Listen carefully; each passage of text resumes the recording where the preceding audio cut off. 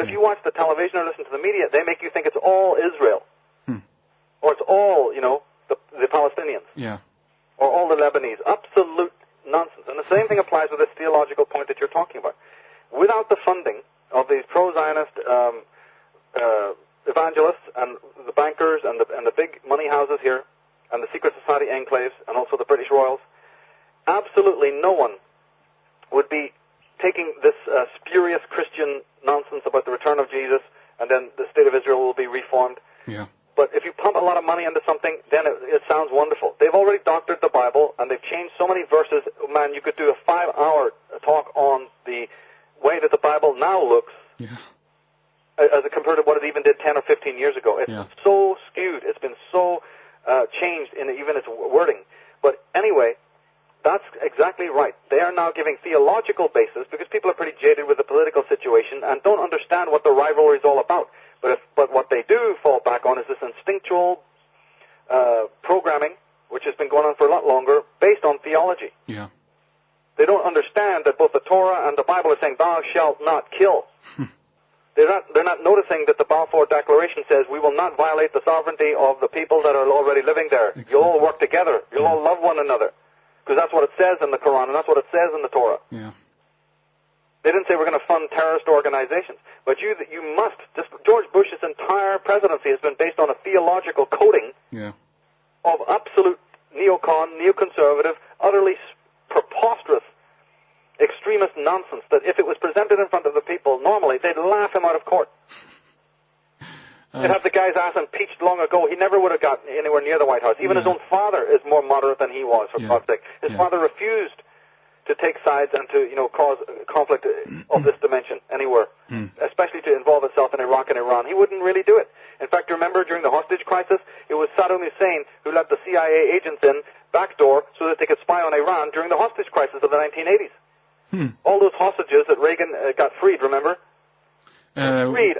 Was this in the Munich thing that happened during the Olympics? Is it? I'm talking about the hostage. There was many hostages taken in the Reagan era in 1980 by Iran. The Iran hostage crisis. Okay, I see. Yeah. Okay, I see. Well, it was Saddam Hussein who allowed CIA operatives, because they were all best friends at that time, to use the back door in order to surveil what was taking place in Iran, and that's the reason why the hostages were released, is because of the CIA operations in northern Iran, spying and finding out what was going on, courtesy of Saddam Hussein, whose entire culture was friendly with America and Britain. Yeah. The doctors and all of the professionals in Iraq have been educated in the West.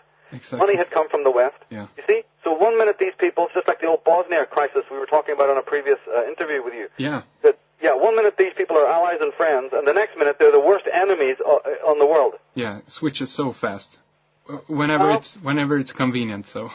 Now, two things that also involve the Middle East. They're now claiming that Iran is a rising threat. 5 years ago, you never even heard that. Yeah. 2 years ago, you never even heard that. 1 year ago, you never even heard that. Now they're telling you that Iran is a big threat. Yeah. Could that be simultaneous? Just in case they are a little nervous and they are building up their armaments. Well, could there not be a legitimate reason for that? That since America has all of its bases surrounding those lands, like Iran, because now Afghanistan and Turkmenistan, you see, and all of the Kurdistan are all under American domination. Yeah. Would you not, as a country, be incredibly,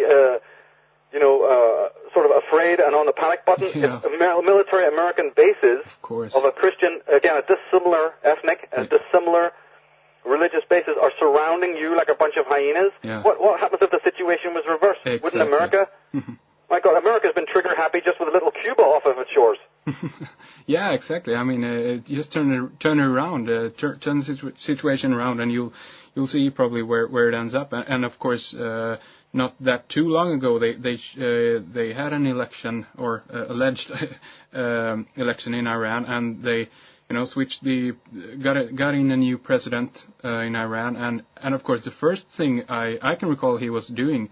He was just, going out, doing these kinds of press releases where he said that Israel need to be wiped off the map. I mean, that draws attention to the country and to all of Iran. So that's not pretty smart, I guess. Remember, I was saying that these leaders of the Arabic countries are all agents of the British government. Yeah. and the secret societies, that's what they are. They're agent provocateurs. Yeah. They do exactly the bidding when the red phone rings. These creatures who are all educated, by the way, in Eton and Oxford and Cambridge, people can check into that. Their ambassadors are also all educated in the West. And that doesn't just mean I went to England and got an education. No, it means I went to England and bought into the system. I am their courtesy of the British government who are educating me on how world politics works, how global geopolitics works. The other thing I was going to say is that now you have all of these maniac extremists running around in Iraq, butchering, slaughtering, executing, slitting people's throats, killing American troops and even their own people, right? Yeah. Those people were always extremists. Those fanatics that are now fighting the American troops and causing so much problem, of course that's by design, but these particular groups that exist within Iran have been existing in Iran for hundreds of years. They are not a symptom of Saddam Hussein's reign. They were the reason for his reign. Exactly. Saddam Hussein had to keep these people in check.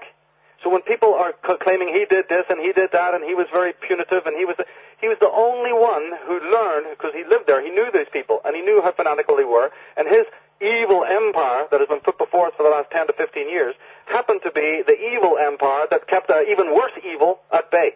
Yeah, at first, of course, yeah. Right? Because these Shiites and these other maniacs, these interpreters of the Quran, these true jihadists, if they exist, I'm saying that I'm not even completely sure that's true, but of course we know that every nation has its extremists. I come from Ireland, I know that they exist. Exactly. I also know they're funded from behind the scenes. Yeah. But the fact of the matter is that Saddam Hussein kept these people so they wouldn't squeak, so they wouldn't be murdering each other on the name of some stupid book, some lines in a book. Yeah. So the thing is this, that now that they've removed Saddam Hussein, these people are going mad, and nobody in the West knows how to deal with it.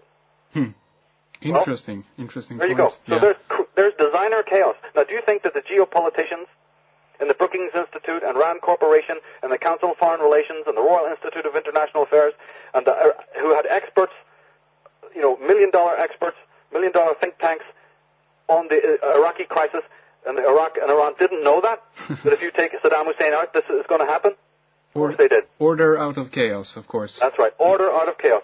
Same thing you have in this Al-Qaeda myth. There is no Al-Qaeda. There never has been an Al-Qaeda. The closest thing to Al-Qaeda was American neocon-funded Islamic extremists operating in Afghanistan to fight the Soviets. Exactly. Period. And if you want to go and read the 35 or 3, or to go on Amazon, there's thousands of books on the Taliban and on the crisis written by the greatest Western scholars, right? Yeah. On the period of the Afghani war against the Soviets and the American intervention. And so you will see from all of those books, or you can just take my word for it, that the closest possible thing to an Al-Qaeda that ever existed was funded openly, on paper, by the American and British government, Islamic extremists who were petitioned to be released from the world's jails, in which many other countries like Egypt had already put them in jail. They were compelled to be released. They grouped themselves, they rendezvoused in Afghanistan to help fight the Soviets. Yeah. When the Soviet army was leaving, the top generals, including the president of the Soviet Union, said that now you've got rid of us, America, but I warn you that you have a greater problem on your hands because of all the people that you've been using to fight against us. Yeah. Now that we move out, you're going to have a major problem on your hands with these Arab extremists, these Islamic extremists coming out of Pakistan and funded from extremist groups in India and Pakistan. Yeah. What do we have now? Exactly that thing. But the creation of Al-Qaeda is a CIA and Mossad creation. So how far do you think this time that they will go? I mean, we have, as we quoted here on an earlier program we did together about the Albert Pike and his letter to Giuseppe Mazzini about the Third World War and about that this potentially lies in the plans of these secret societies and that it will begin, as he states, in between a clash between political Zionism, the State of Israel, and the Islamic Arabic world. I mean, is this it? Do you think? It might be. Theologically, it has a lot of currency. The whole idea of the Crusades, and we mustn't forget the lineage of George Bush, going all the way back to the First Crusade. The dynasties that were involved in leading the First Crusade, these bloodthirsty dynasties, by the way, are directly linked to the present administration by blood. There are also major dynastic rivalries that can bring the New World Order situation into place, or at least precipitate it. Obviously, we know that the royal dynasties, any of the power establishment, the brotherhoods of the world, always, they're very vulnerable. So they like to hide themselves behind the camouflage of all of these secular disputes. We always know that down through history there's always the creation of a nemesis, so that people are able to purge their murderous inner feelings. Yeah. You may not go and murder yourself, but then you hire a president to send professional murderers to do your dirty work. Yeah. A lot of this has also psychological currency, where people can feel good about, we tend to feel better about what we've got when we see other people who have not. Exactly, yeah, I understand. And the same thing works theologically. And we have to understand one thing, and that the masses of the world are not only mostly ignorant, but they're also deeply violent and criminal. People left to their natural instincts are incredibly barbarous. Look at just the nature of what's being done to nature and what's been done to animals. So, we get used to it, we don't quite see it. So one of the ways to do it is to have incredible conflicts in the world, ritualistically created conflicts, dialectically created conflicts. This is put into the hands of the Freemasons who understand all of this. Yeah. You get these people to orchestrate these massive, utterly atrocious forms of violence so that everybody's little, what might be called soft violence, is a little bit more invisible. See, a person like me observes the what we call the soft violence everywhere. Yeah. Even if it's hidden behind a smile or some domestic, claptrap of a relationship or a business or in your job. Yeah. And the constant undercutting of your friends and the backstabbing and gossiping. See, I understand violence quite differently than most people. Yeah. I see it everywhere. I see it every time somebody sits down to a steak dinner. They're endorsing the rape and mutilation and slaughter of millions upon millions of animals. They sit there and smile. I agree totally. So the culture of violence is widespread. It just so happens that in this culture, in this mountain heap of, shivering violence that is in the world, the Bushes and the Cheneys and the Rumsfelds and the Blairs and the Adolf Hitlers, you see, and the Mussolinis and all of these kinds of people and the Pol Pots, they are just the people at the top. Yeah. It's like the reverse of cream. Cream floats to the surface. Well, in politics, the rubbish floats to the surface. The worst kind of, evil ends up on the top. The scum rise to the surface, right. Yes. Because when you have no conscience, it's easy to win the game. Yeah. Right? When you disobey the rules of a game, then it's easy to win. Yeah. And this is what has happened in our culture. So, and then the kind of thinking that you're talking about, that Giuseppe Mazzini and Pike are talking about, is the kind of thinking of that kind of parasitical, vampiristic kind of individual. Yeah. In order for their own stench not to seem so bad, for their own inner psychosis and sadism to not be literally pathologically destructive to themselves and to their friends, what they do is they want to create a culture of mayhem and total violence, because this they know makes their own. It's like anyone wanting to. It's like maggots will be expected on a corpse. Rats will be expected in a sewer.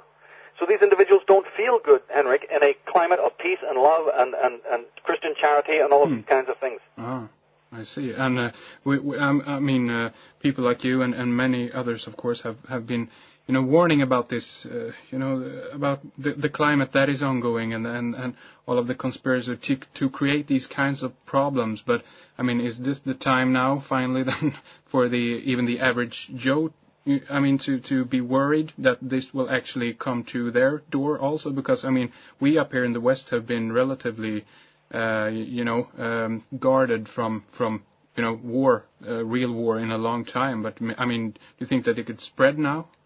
Yes, and it already has. The ultimate war, I keep saying in my work, which is very different than most of the other writers on alternative history and most of the other conspiracy teachers, I never leave consciousness at the door. So I believe that the great war that's been taking place has been a war on consciousness.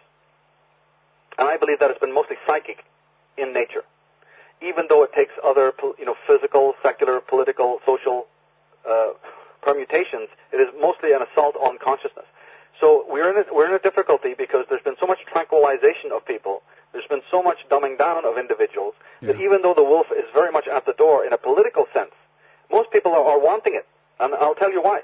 It's because the war has been on consciousness and on the sovereignty of the psyche, most people in their ego life are extremely fragile and insecure and fearful.